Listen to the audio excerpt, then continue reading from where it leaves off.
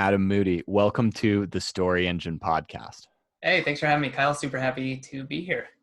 So, Adam, there's a lot of really cool things that we're going to discuss today about creating more time in our lives. But first, I'd love to get to know you a little bit better and hear about a time in your life when that's defined you and how you show up in the world today. And tell us a little bit about your expertise and how you share that in the world. Definitely.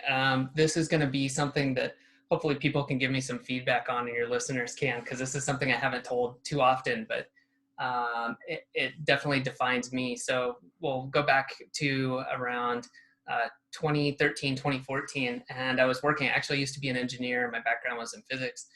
And I was working, and over time it became clear that the company I was working for was not what I wanted to be doing with the rest of my life. And the people who were the leadership, I didn't really get along with, and I had some issues, and eventually came to like a kind of an almost, well, we'll call it an ethical dilemma.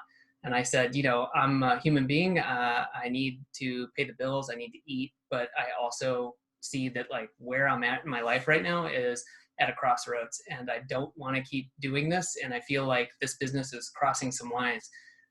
And what am I going to do? And so I ended up talking to my immediate superior and said, hey, here's these things I see going on. I think there's some issues. Can we work on fixing these? And the answer was a pretty quick no. And I said, okay, well then, here's what I think we could do about it. But if this doesn't change in like 90 days, I'm going to have to, kind of call it quits here. So 90 days came and went, and I ended up having to quit that job. And I'd never done that on a bad note before. I had moved or switched positions. But to me, that was a pretty big deal. And it kind of had started with just realizing, hey, who am I spending the most time around? And what am I absorbing, and what am I doing with my life? I mean, these are all now these are big, weighty questions. And it did lead to me quitting that job, but it then opened up the door for me to get into doing things like I'd been building some websites on the side, learning about SEO. That got me into sales funnels, email marketing, all sorts of interesting stuff. But then it all kind of goes back to what I talked about with who I surround myself with. And it's been really important to me. And one of the companies, Semantic Mastery, that I'm a partner in, I work with my partners. We're online. We worked together and had a business generating a good amount of revenue for several years before we ever met each other in person. And to have that kind of flexibility, and to really, I respect each one of my partners. And that's been really important to me. And even like talking to you, you're someone I'm interested in talking to you. I look up to you. I read your books before I even met you. And so it's really cool now that I have this ability in my life to do that. Absolutely. Well, you are a brilliant researcher, and the listeners might give you feedback on your story, but I can help out a little bit on it too. And what you've Sure. got there is it's called a 3-act play. And so the first act is you're dissatisfied in this job. And one of the cool things about a good opening, this is like a good origin story, how I got started, is you get to talk a little bit, you get to tell us a little bit about yourself in kind of a sideways way. And so what I would love to hear in this story is a little bit more specifics about what your personal values are and what Mm. you want. And then and show us why that's at conflict in your job. And even a funny way you kind of said this near the end, but it would at least capture people's attention. But like, my journey started out getting fired, but turns out it was a good thing. Yeah, you that's a good know hook. um but so showing us why you were dissatisfied, and instead of kind of saying like, oh, well, I was going to do this and that happened, like take us into a specific moment, a singular conversation. Mm. And in that moment, in that room that you're in, like describe a little detail, like I heard his ceramic mug clink on the table or something like that. Just these one little details, and you can kind of bring us a conversation that encapsulates your dissatisfaction, or that moment that you realize like, oh, I'm probably not going to be in this job much longer. This is seriously, there's 2 different parts here. And then act 2 is the pivot. you've left your job and you're digging in and you're learning about all of these new things. And I think what's cool and what we're going to discover more about you in this is you're great with tools and systems, which is probably how we connected. Is the Story Engine is a very systems oriented book, but you've got systems that you run not just for content but for all kinds of different things and learning about and so if I were to like go down kind of the vein of you just learning how to create systems and scale yourself and grow your business. And then in Act 3, what's cool and where I'm guessing kind of your values are is being around people that inspire you, that are creating good things and that are creating they're like better things and abundance for it, which is awesome. And it's hard to imagine like some of that in our past lives and in our past workplaces. But all through the while of that, like finding little moments that you can, these tiny little conversations or these tiny little sensory things that kind of encapsulate it. But I think that it's good. You're showing us, why you're ordinary and why you're relatable, and then you're bringing forward your extraordinary values, what you believe in and why you're different, and that makes a huge difference.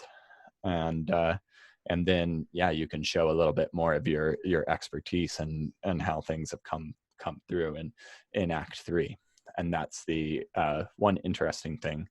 And before I belabor this too much, but hopefully this is something at least you're enjoying, and probably the other people listening, it's a coaching moment. And no, this is good. And I mean, for everyone listening too, like I'm going to be another listener down the line. Once you put it out, I'll be like, man, I got to go back and do this. There we go. That's how we get those download counts up on this podcast, people. Learning moments. Well, I was about to say, like, this is how you guys do it. You got to get on Kyle's podcast, and then you can get some great advice too while you're at it. There we go. So one of the things that you want to figure out around your values and what you provide, or what you want this story to tell somebody, when you're in Act 1 in the shitty job, you need to describe like a few things. Give me 3 qualities of why that is a shitty job.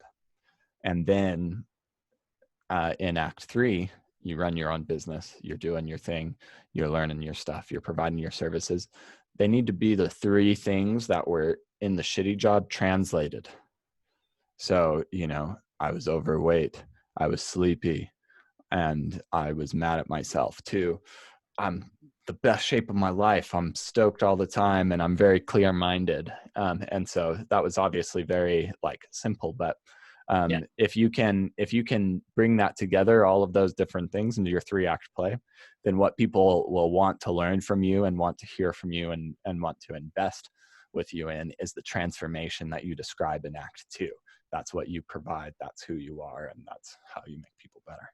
Well, that makes sense. We'll try this one. I've got one because this is crystal clear to me. And it's funny, I didn't think of this while I was telling the story.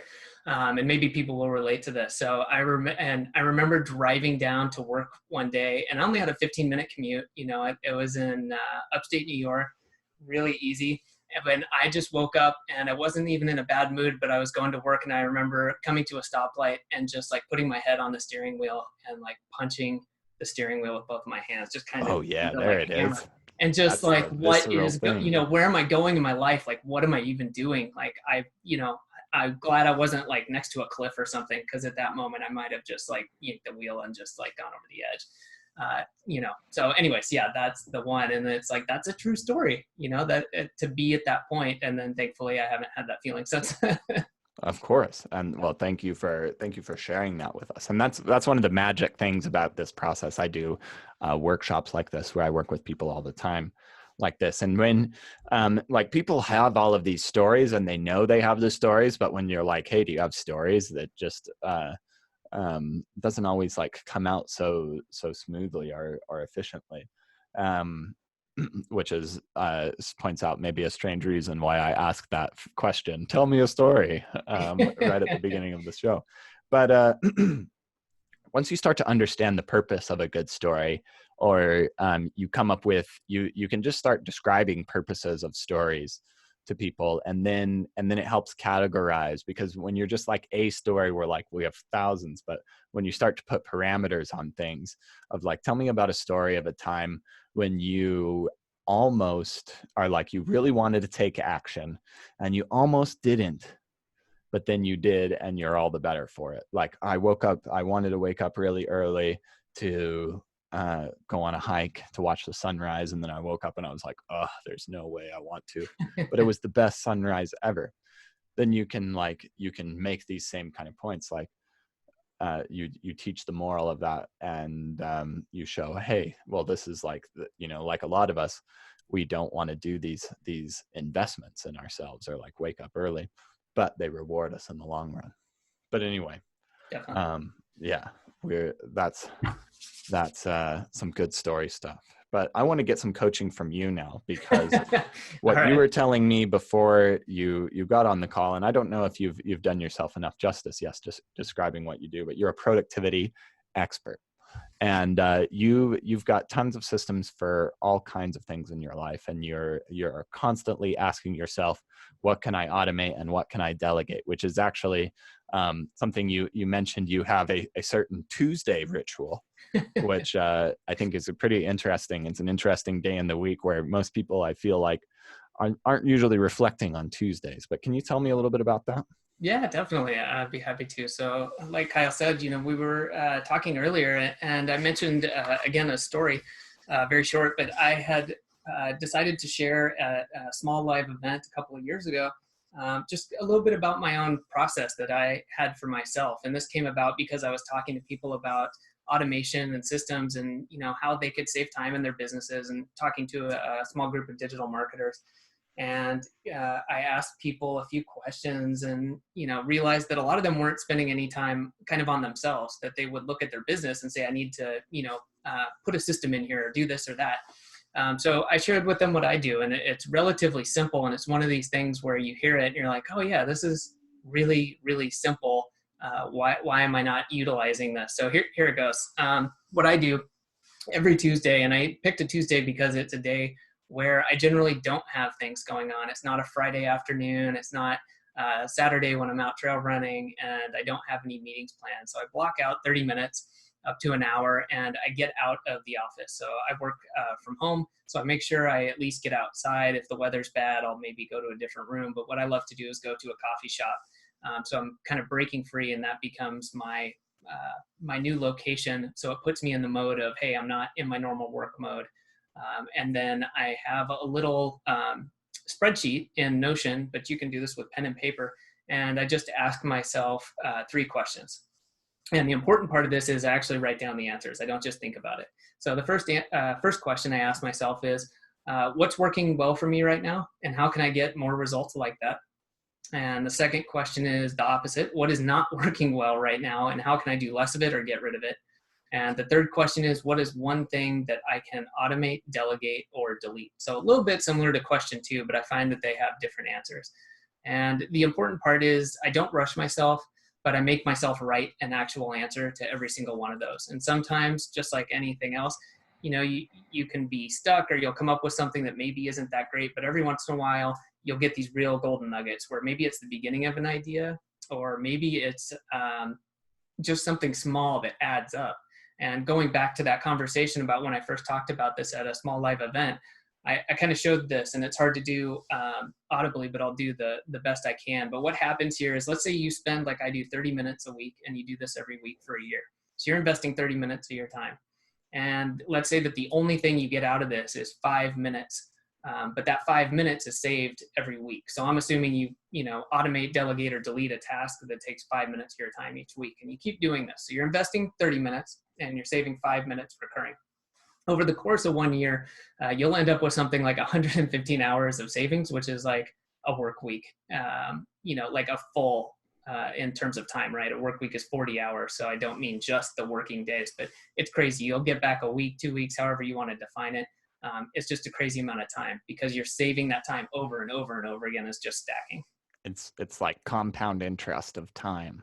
Exactly. Yeah. And it's a very worthwhile thing. And it honestly, in some ways, it's like a punch in the gut of truth right now.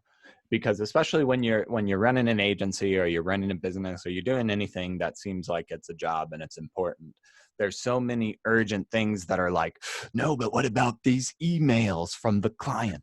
Or, what Yep. about this thing that the post you need to write, or the whatever. The world seems to want to, more than ever, rise up to create opportunities to do anything but ask quiet, important questions, and then actually write them down on a piece of paper. Definitely. And there's so many parts to that. I think that, like I said, the writing it down part is important. And, I do that on a computer, but just getting it out of your head, and it really starts to clarify so that you can turn it into an actionable result. And then, like you said, taking the time, and it's tough. I work with clients. I help, I'm a partner in a couple of businesses, so I'm busy, but I make this time somewhat sacred. I'm a realist. I never expect anyone to say, like, no matter what, every single week, 52 weeks out of the year, it's like immediately when I hear that, the red flag goes off. It's like, man, nobody does that. But so long as you're adhering to like the 80-20 rule, and 80% of the time you do this, the returns are great. I know I just shared this with a previous podcast guest of yours, a friend of mine, Adam Bensman, a great copywriter. And so he was putting together a course, and I was talking to him about kind of time management and things like that. And I shared this with him, and he's already had some great results. I don't have any I can share. It was kind of personal stuff, but he's like, yeah, this is so great. Why haven't I been doing this? And I said, well, that it doesn't matter why you haven't been, it's that you keep doing it. It's consistency. These things build up over time, which I think is another really important part of this. Absolutely. So is your way of thinking, you mentioned you've been reading Atomic Habits as well. Is your kind of philosophy a very habit driven, routine driven, all across the board? Are you is this kind of how you solve most of your productivity problems? I do, and I don't. I see routines as being really freeing, and this is important. This is so funny. This came up with my wife. So we have been married a couple of years, and before we were married, we've been dating for a long time. As I was getting more into systems and processes, my now wife asked me, she's like, Adam, do you ever feel like your life is like run by routines? And the subcontext there is, isn't that boring? And do you feel locked in, and that if you just have all these routines, isn't your life like lacking spontaneity? And I think some people see this from the outside and they say, I don't want to become so rigid that my life is run by routines. But I see it as the opposite. If you're not using routines and forming good habits, then you're spending all this time, dealing with loose ends, dropping the ball, having to wonder if, maybe there's a call you should be on, things like that. You're in noise. Yeah, You're exactly. lost in noise. Yeah. Yeah. And so I see it as just being focused. And then so you can do what you want to do. If I didn't have my routines down, I didn't have a workflow, then I wouldn't be able to have my Tuesday afternoons free to go and do the planning, which allows me to do even better things and, create more value, do what I want to do. So yeah, I see it as, routines and habits are great, but it's not the only thing in my life. It's just what enables me to do the things I want to do. Now, you mentioned you work in several different businesses right now. And some, I'm assuming maybe you're the owner, others, maybe you're a partner.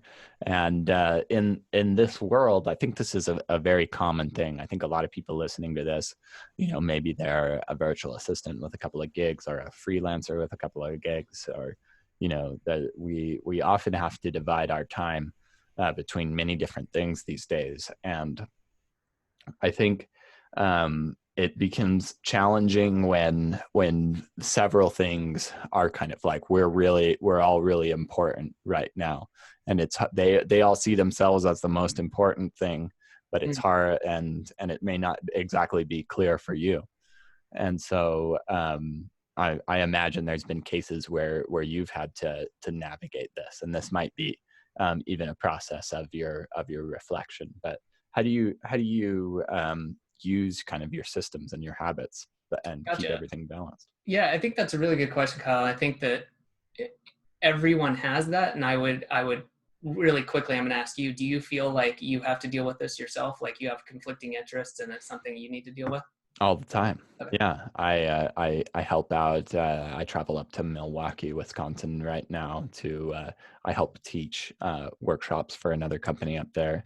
Up until recently, I was coaching with another company on copywriting and storytelling, and it was rewarding. It was great. It was right in my niche and with a lot of people that I worked with, but it took most of my Tuesday afternoons to do that, and I started things in my own business. The team and the clientele all started to grow, and so I stepped away from what was a good, secure uh, gig for that. And then there's even clients, on a smaller level, that one of them's got this coming up, and they expect this, and then another one's got that coming up, and it comes into conflict with the copywriter, which is things I think this could fall under the purview. That stuff sounds like the Tuesday afternoon reflection kind of Definitely. stuff. I definitely think it can be part of that. The other part of this that I recommend to anyone is a daily review and getting in that habit. And for everyone, it's different. I have my way of doing it, which I'll explain.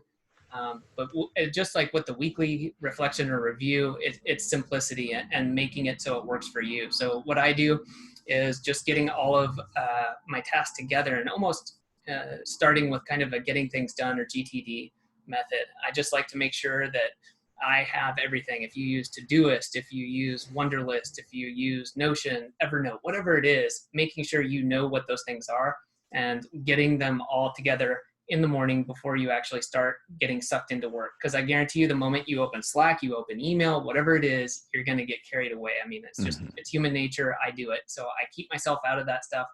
And I start my morning review, which involves going through all these. What are the actual things I need to do today? Look through my calendar. Hey, what's going on today, so that I'm aware, so that I don't, for example, miss a podcast in the afternoon, so that I don't miss a client call. I just have awareness of what's going on.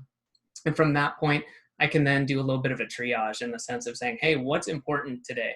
What are the actual things that need to get done? I've got 15 tasks. I've got 4 free hours. Which ones, maybe the 2 or 3, are the ones that are actually going to get done? So that's a really pared down version of it. But if you aren't doing this, I highly suggest doing that day to day and adding in a little bit. Again, like, I am not endorsed by Best Self Journal, but that's what I use right now. And part of what they have is listing out your goals every 90 days and saying, hey, what is the one like kind of overarching thing you're trying to do, and how are you going to do that? And I find that that also helps. And you don't need a journal to do this. You could just write it down. But at the beginning of the day, then saying, hey, this is my goal. Here's what it is I'm working towards right now. Now, when I go and look at all my tasks and I sort everything out, I should have an idea of which ones are important and help drive that goal forward, so that you're not spinning your wheels working, over here and something that isn't going to move your main goals forward. That makes a lot of sense to me. I have the Michael Hyatt Focus Planner. Okay, cool.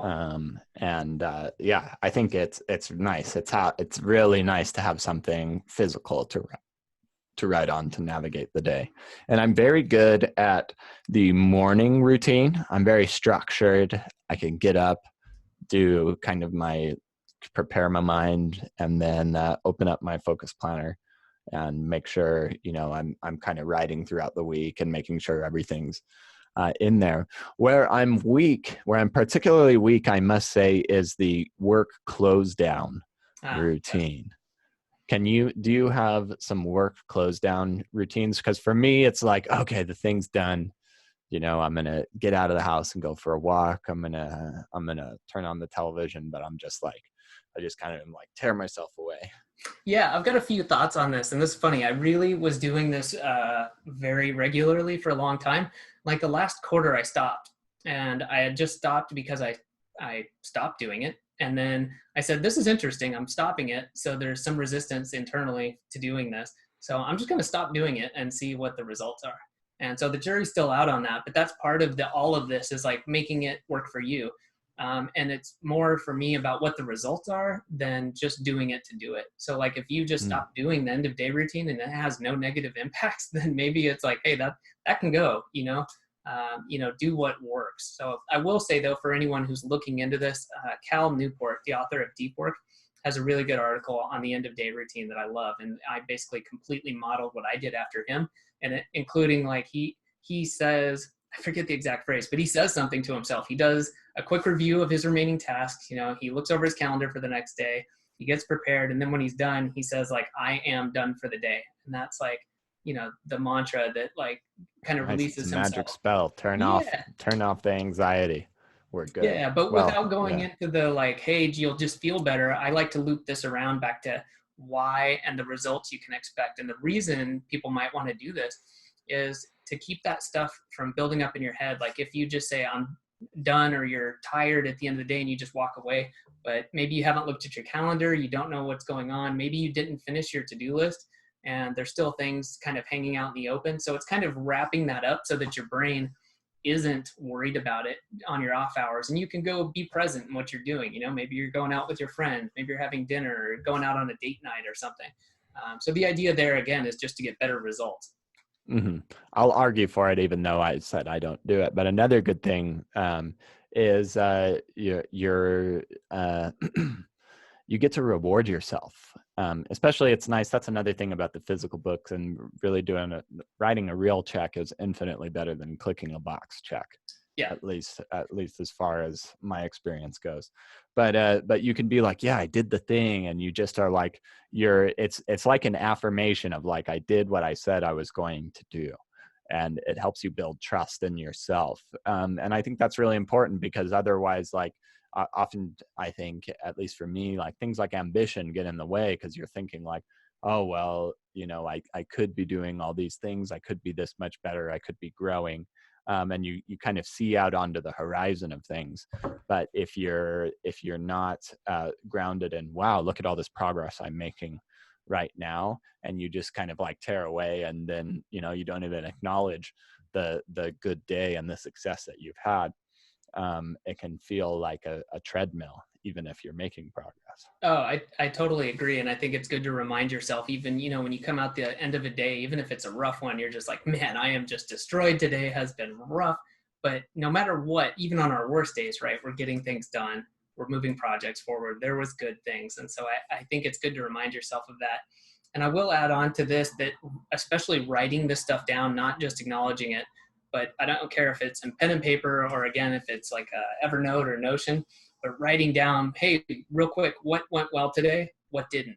Don't take more than 30 seconds. Just output what comes to mind, because then what you can do is build onto this, and maybe at monthly, 90-day, or even year-long intervals, you can go back and look at this stuff. And so this is where some of the, I'll call it advanced techniques with some air quotes. But if you start doing some of these basic things like a daily review or a weekly reflection, and then you're able to save that and review on a longer time scale, then you can start to see some patterns. And it's really cool, and say like, hey, what are these things that I keep writing down that aren't working well? And how can I either reconfigure things or get around those or get them off my plate? So there's a lot of power in this if you're writing it down. Wow. Yeah, that makes a lot of sense to me.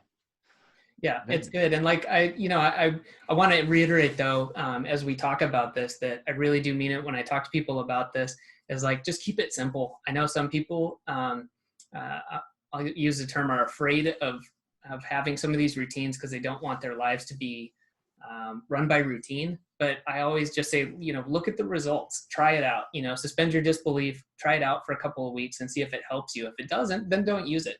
But I, can guarantee most of this stuff works for the vast majority of people out there. And then you can add on to it and customize it and make it work for you. Like we're talking about here, end of day review, I heartily recommend it, just like you do. But at the same time, if we're not doing it and it isn't affecting us, then that's okay. We can, move on without it. Mm-hmm. And just to add in my argument for habits and routine is just I think it's liberating in a lot of ways, because you decide because in order to create these successfully, you have to find the meaning, and you have to know like, okay, these things are valuable to me.